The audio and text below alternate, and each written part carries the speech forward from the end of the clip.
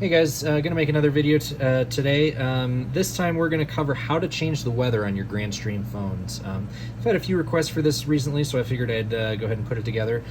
So some of you may not have even seen this, but if you push this square button in the bottom left next to this symbol, that actually toggles you back and forth between your BLFs, your busy lamp fields, the other extensions that you can call in your phone system, and the weather app. And some people want to use this to view the weather either at their office or could be at their home or somewhere else.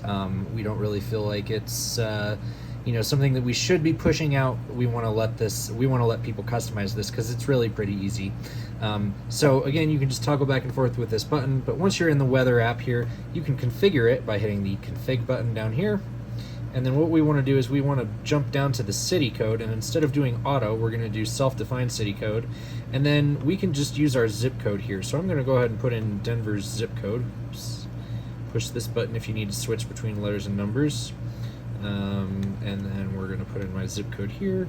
We're going to hit save, dismiss, home, and now you can see I've got Denver's weather today. It's a little chilly and a little cloudy out. So hope this has been helpful for you guys. If you have any questions, as always, put in a ticket at helpdesk.computercats.net or give us a ring, 719-310-0880. Thanks. Have a great day.